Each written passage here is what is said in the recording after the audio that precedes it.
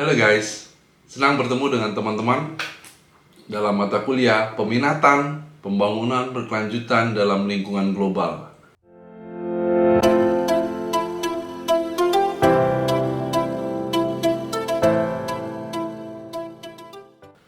Tidak terasa, sudah 3 materi yang kita bahas, 4 materi yang sudah kita bahas.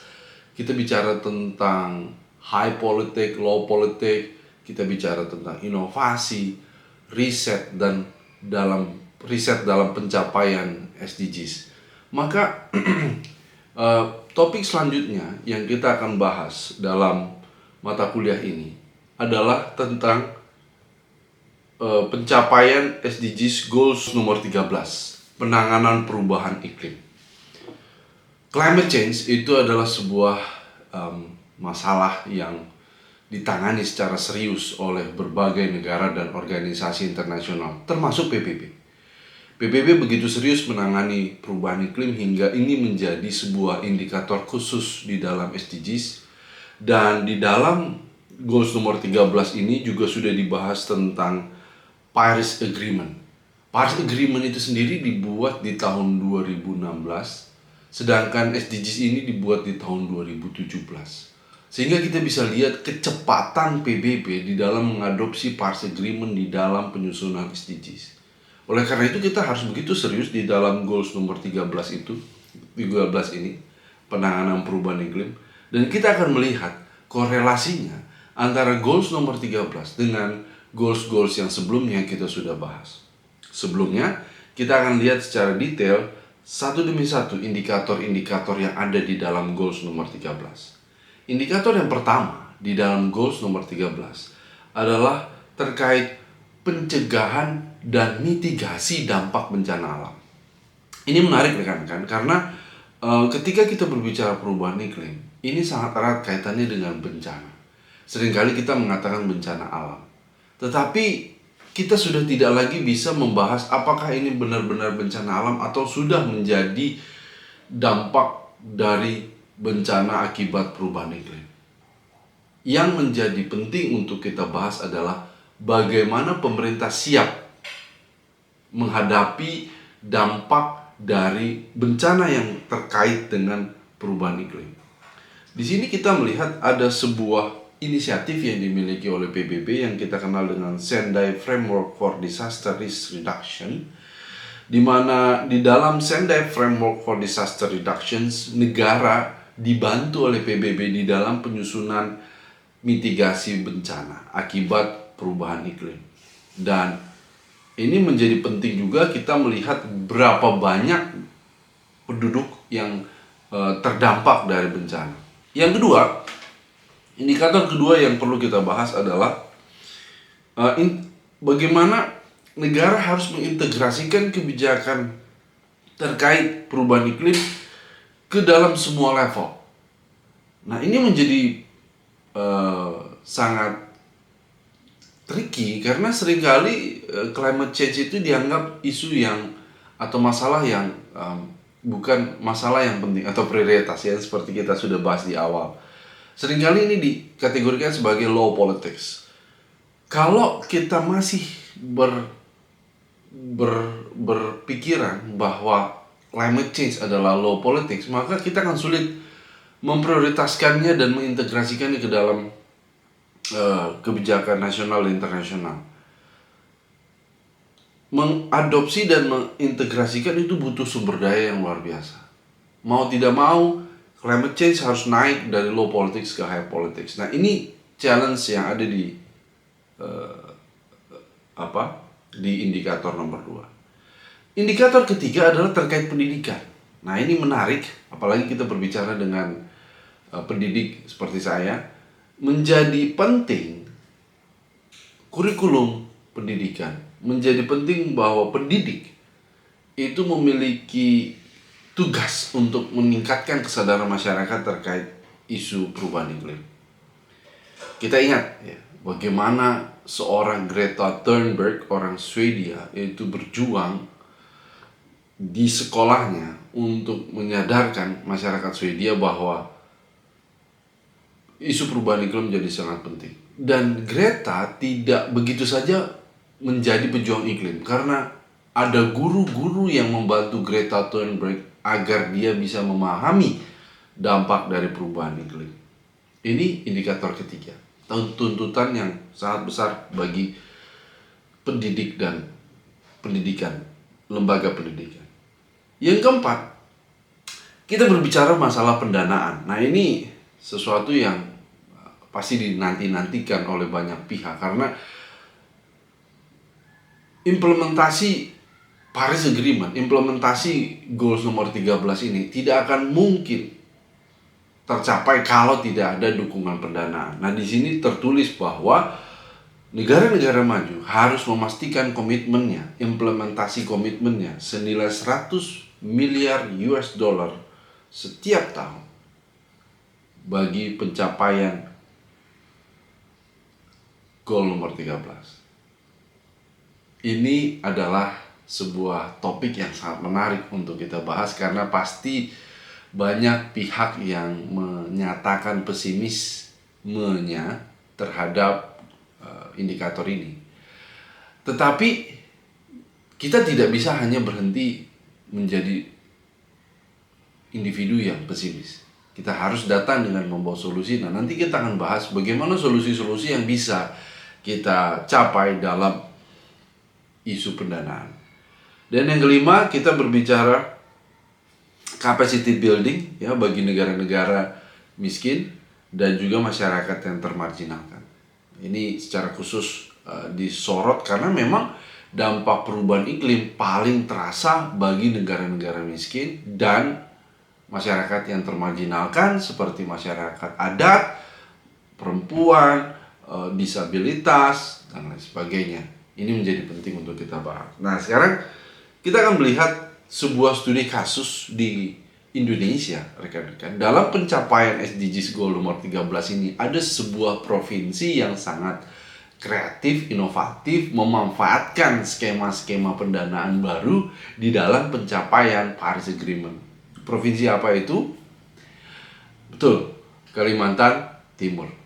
Di Kalimantan Timur, teman-teman, sudah ada peraturan gubernur, peraturan daerah, surat edaran gubernur di dalam memastikan kebijakan pemerintah provinsi tidak bertentangan dengan ambisi pengurangan emisi nasional. Ini menarik, rekan-rekan, karena inisiatif seperti ini masih langka di Indonesia dan berbagai negara. Meskipun kita sudah punya framework global dalam Paris Agreement dan SDGs, meskipun pemerintah Indonesia sudah memiliki Undang-Undang Perjanjian Paris nomor 16 tahun 2016, Perpres nomor 59 tahun 2017 tentang SDGs, tetapi belum banyak provinsi yang mengimplementasikan Paris Agreement dan SDGs dalam bentuk peraturan daerah. Di sini kita melihat ada inisiatif yang dimiliki oleh Kalimantan Timur di dalam mencapai SDGs dan Paris Agreement. Dan kita akan melihat mengapa Kalimantan Timur begitu semangat di dalam mengimplementasikan Paris Agreement dan Perpres SDGs. Yang pertama, rekan-rekan, kalau kita melihat perubahan iklim, goals nomor 13, Paris Agreement, kita seringkali lupa bahwa Paris Agreement dan SDGs itu harus dikontekstualisasikan ke tantangan lokal dan nasional. Artinya, di sini kita akan mengatakan bahwa SDGs itu atau Paris Agreement itu menjadi platform bagi kita untuk membahas apa yang terjadi di sekitar kita. Dan dalam hal ini di Kalimantan Timur, yang menjadi menarik untuk dibahas adalah adanya rencana pemerintah untuk menerapkan atau memiliki ibu kota baru di wilayah Kalimantan Timur. Ini menjadi tantangan yang luar biasa berat bagi Kalimantan Timur karena di dalam usahanya untuk mengurangi emisi ada rencana pemerintah untuk mengadopsi IKN di wilayah Kalimantan Timur, dan akan ada dampak secara langsung terhadap deforestasi dan penaikan jumlah emisi di daerah IKN. Oleh karena itu menjadi penting bagi Kalimantan Timur untuk berinovasi. Dan inovasi yang dimiliki oleh Kalimantan Timur selain dari adanya peraturan daerah tersebut adalah bermitra dengan organisasi internasional. Dalam hal ini adalah Governors Climate and GCF, Governors Climate and Forest Task Force, sebuah organisasi yang dipimpin oleh sebuah organisasi yang anggotanya adalah pemerintah provinsi di seluruh dunia yang punya kepentingan terhadap perlindungan hutan. Dan sejarahnya GCF ini dibangun oleh seorang artis terkenal yang kita sama-sama tahu, yaitu Arnold Schwarzenegger.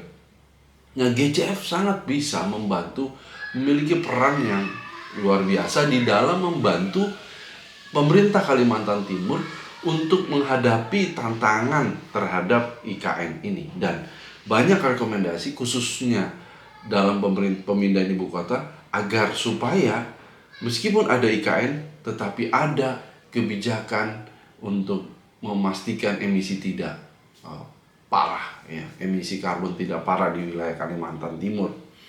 Ini adalah salah satu manfaat yang dinikmati oleh Kalimantan Timur dengan adanya kerjasama dengan organisasi internasional yang kita namakan dengan GCF itu. Yang kedua, rekan-rekan, Kalimantan Timur memiliki inovasi, yaitu dengan mendapatkan hibah pendanaan melalui Bank Dunia yang dikenal dengan program Forest Carbon Partnership Facility, dan hibahnya tidak tanggung-tanggung, mencapai nilai triliunan. Ini hibah yang sangat kompetitif, rekan-rekan, dan sudah melalui sebuah proses yang sangat panjang. Nah, kita pasti bertanya-tanya, kenapa bisa Kalimantan Timur memperoleh hibah ini? Ya tentu jawabannya terkait dengan komitmen pemerintah provinsi yang begitu serius di dalam mengimplementasikan Paris Agreement dan SDGs. Dan Kalimantan Timur menjadi pilot project di Indonesia dalam implementasi Forest Carbon Partnership Facility dan menjadi sebuah contoh bagi wilayah-wilayah yang lain. Nah, di sini kita lihat rekan-rekan bahwa inovasi yang dilakukan oleh pemerintah provinsi Kalimantan Timur itu membuahkan hasil. Satu, tentu pendanaan. Yang kedua, kita berbicara terkait strategi yang dimiliki oleh Kalimantan Timur terkait IKN.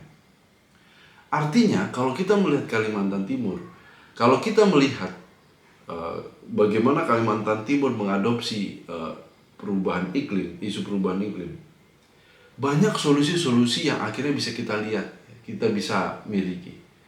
Ya contohnya FCPF ini. Nah, oleh karena itu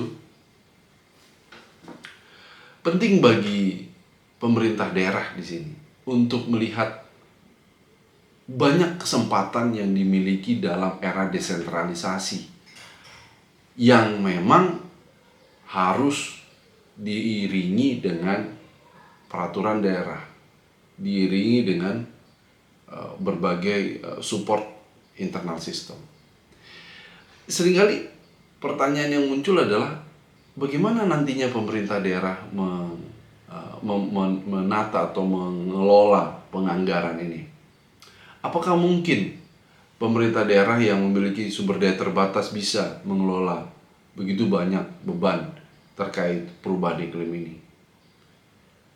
Mungkin, karena ada namanya kerjasama, ada namanya kolaborasi. Nah, kolaborasi untuk inovasi. Itulah tema pertemuan kita, rekan-rekan.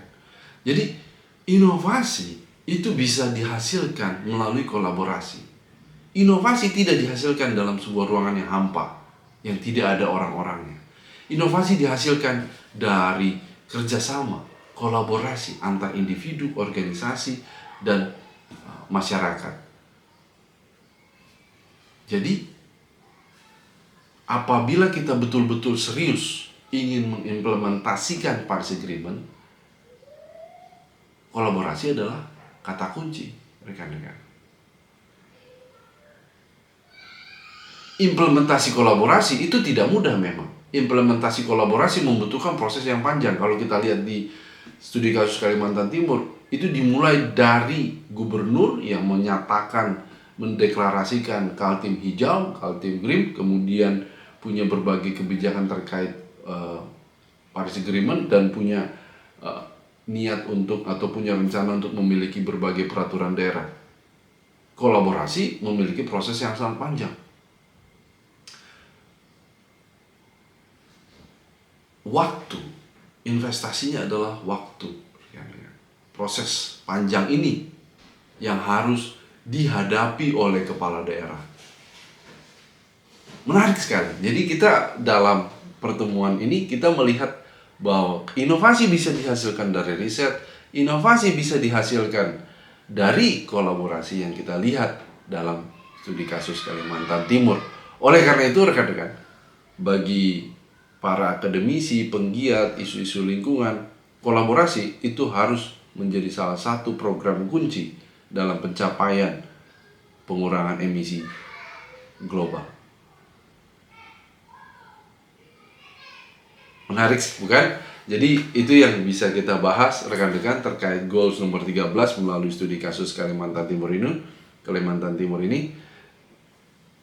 Kita akan membahas lebih detail lagi melalui sebuah pertanyaan, bagaimana implementasi kolaborasi untuk inovasi dalam pencapaian Paris Agreement. Bagaimana implementasi kolaborasi dalam pencapaian inovasi untuk mengimplementasikan Paris Agreement. Itu pertanyaan yang bisa kita gunakan untuk memperdalam terkait goals nomor 13 itu. Terima kasih rekan-rekan atas waktu dan perhatiannya. Kita akan bertemu lagi di pertemuan berikutnya terkait ekosistem lautan di goals nomor 14. Tetap sehat, tetap semangat. Salam SDGs, salam berdaya. Terima kasih.